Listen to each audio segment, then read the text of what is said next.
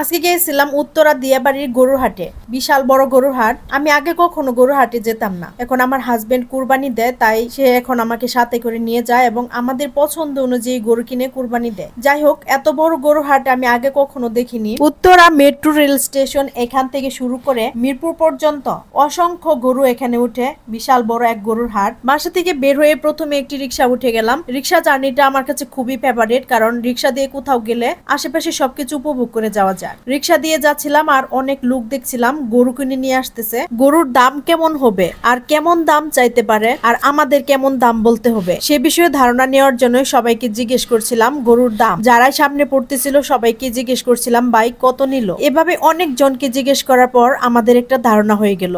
কে কোথা থেকে গরু কিনলেন অবশ্যই কমেন্ট করে জানাবেন।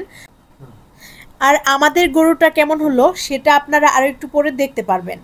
যাই হোক, দেখতে থাকেন।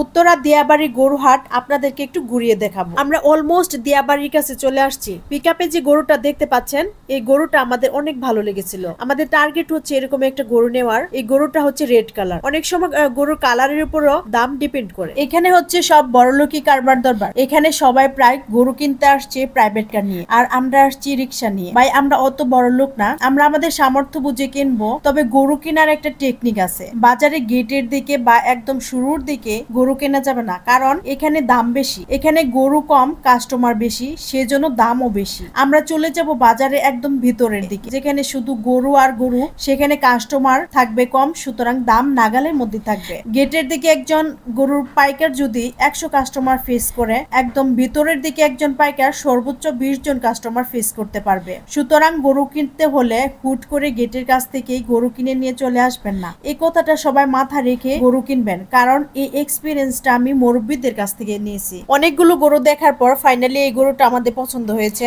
এই গরুটা একটা গৃহস্থের গরু, ওনার বাড়ি যশোর। গরুর কালারটা অনেক সুন্দর, ব্ল্যাক এন্ড হোয়াইট। ফাইনালি দাম দর ঠিক হওয়ার পর ওনাকে বললাম গরুটা একটু দড়ি খুলে হাঁটিয়ে দেখান, কোনো সমস্যা আছে কিনা। দড়ি খোলার সাথে সাথে এই গরুটা একটা লাফ দিল, দেখে ভয় পেয়ে গেছিলাম ফার্স্টে। তারপর গরুটা হাঁটিয়ে দেখালো সবকিছু ঠিকঠাক আছে। আমাদেরও অনেক পছন্দ হয়েছে। ফাইনালি দাম দিয়ে রসিদ করে নিলাম। রসিদ করার জন্য এখানে প্রতি লাখে 5,000 টাকা করে দিতে হয়। আমাদের গরুটার দাম কত হতে পারে সেটা ভিডিওতে বললাম না, আপনারা গেস করেন। দেখি কারটা কাছাকাছি হয় কমেন্ট করে বলবেন, তারপর আমি কমেন্টে এসে দাম লিখে দিব। ফাইনালি একটি পিকআপ করে আমরা গরুটা নিয়ে চলে আসলাম। আজকের মতো এখানে বিদায় নিব। সকলকে ঈদের শুভেচ্ছা জানিয়ে বিদায় নিচ্ছি। ঈদ মোবারক। আসসালামু আলাইকুম।